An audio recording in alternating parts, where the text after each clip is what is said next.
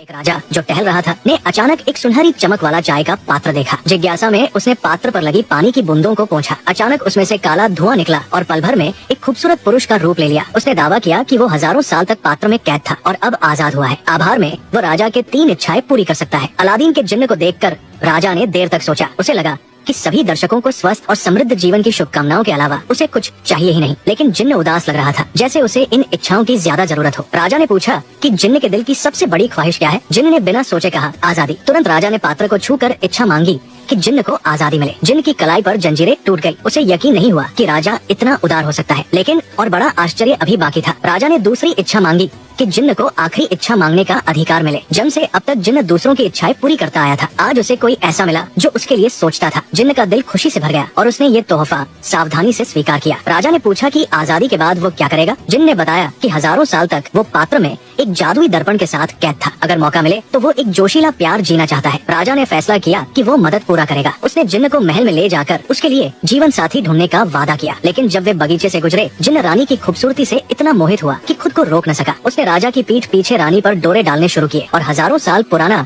जादुई दर्पण रानी को प्रेम निशानी के रूप में दे दिया। कुछ समय बाद राजा ने जिन्न को बुलाया। उसने बताया कि रानी के डायरी से उसे शक है कि रानी का दिल किसी और के लिए धड़कता है, लेकिन कोई ठोस सबूत नहीं है। मजबूरी में उसने जिन्न से रानी के प्रेमी की गुप्त जांच करने को कहा। जिन्न वापस लौटा और सोचने लगा कि कैसे राजा को बेवकूफ बनाए। तभी रानी का बाप घबराया हुआ आया। उसने बताया कि उसकी बेटी को राजा ने कैद कर लिया है। केवल जिन्न ही गार्ड्स को चकमा देकर एक खास डिब्बा रानी तक पहुंचा सकता है, जिसमें उसकी आजादी का रास्ता है। अपने प्रेम की फिक्र में जिन्न ने सब जोखिम उठाकर रानी के कमरे में घुसकर डिब्बा दिया। दोनों ने अपने दुख साझा किए, लेकिन जब डिब्बा खोला तो उसमें जिन्न के वतन से लाए 2 जहरीले सांप निकले। रानी ने कहा कि राजा से शादी में उसे कोई सुख नहीं, शायद सांपों के जहर से मरकर ही वो इस जेल से हमेशा के लिए आजाद हो सकती है। उसने जिन्न से अलविदा कहा। इस जन्म नहीं, अगले जन्म में मिलेंगे। वो सांपों को छूने ही वाली थी कि जिन्न ने उसे रोका। वो राजा को मारकर रानी को सुख देना चाहता था। जिन्न ने डिब्बा लेकर राजा के बिस्तर के पास रख दिया। उसने 2 जहरीले सांपों को छोड़ा जो रेंगते हुए राजा के बिस्तर तक गए। जब जिन्न सुबह होश में आया, सांपों ने राजा के गले पर डस लिया था। कुछ ही पल में राजा मर गया। जिन्न को लगा कि अब वो और रानी हमेशा साथ रहेंगे, लेकिन रानी ने कहा कि महल के गार्ड्स को राजा को मारने वाले सांप मिल गए हैं। वो प्रजाति